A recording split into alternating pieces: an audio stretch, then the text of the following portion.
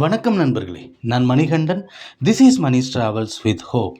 இது மாதிரி தொடர்ந்து பல வீடியோக்கள் வரப்போது. அதுக்கு நீங்கள் செய்ய வேண்டியது எல்லாம் நம்ம சேனலை சப்ஸ்கிரைப் பண்ணி ஆதரவு கொடுக்க வேண்டியது மட்டும்தான். இன்றைக்கி இந்த வீடியோவில் ஒரு மகிழ்ச்சியான தகவலை பற்றி பார்க்க போகிறோம்.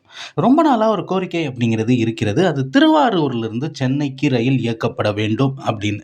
இப்போ திருவாரூர்லேருந்து சென்னைக்கு ட்ரெயினே இல்லையா அப்படின்னு கேட்டால், முன்னாடி காரைக்காலிலிருந்து சென்னை போகிற ட்ரெயின் திருவாரூர் வழியாக சென்று கொண்டிருந்தது. ஆனால் இப்போது அந்த ட்ரெயின் வேளாங்கண்ணி வரைக்கும் நீட்டிக்கப்பட்டு விட்டது, திருவாரூர் வராமலேயே.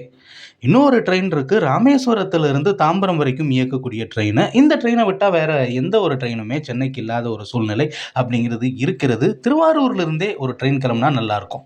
இது இல்லாமல் மன்னார்குடியிலிருந்து வரக்கூடிய மன்னை எக்ஸ்பிரஸ் இருக்குது. ஆனால் அது மன்னார்குடியில் இருந்து புறப்படுகிறது, திருவாரூரிலிருந்து புறப்படும்படியாக ரயில் இல்லையே அப்படிங்கிற ஒரு வருத்தம் இருந்தது.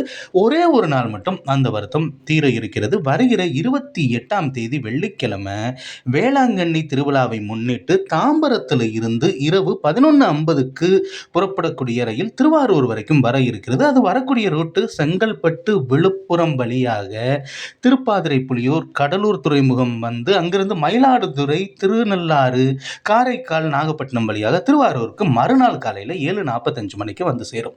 இந்த ரயிலுக்கான எண் ட்ரெயின் நம்பர் 06067. அதே மாதிரி ரிட்டன் டைரக்ஷனில் இதுதான் முக்கியம். ட்ரெயின் நம்பர் 06068 அப்படிங்கிற நம்பரில் வர 29ஆம் தேதி சனிக்கிழமை இரவு 11:55 மணிக்கு புறப்படக்கூடிய ரயில் திருவாரூரிலிருந்து புறப்பட்டு தாம்பரத்திற்கு மறுநாள் 8:30 மணிக்கு காலையில் போய் சேருது. இது என்னதான் வேளாங்கண்ணிக்காக இயக்கப்பட்டாலும் இதில் ஏறக்கூடிய கூட்டம் நிச்சயமாக நாகப்பட்டினத்தில் தான் ஏறுவாங்க.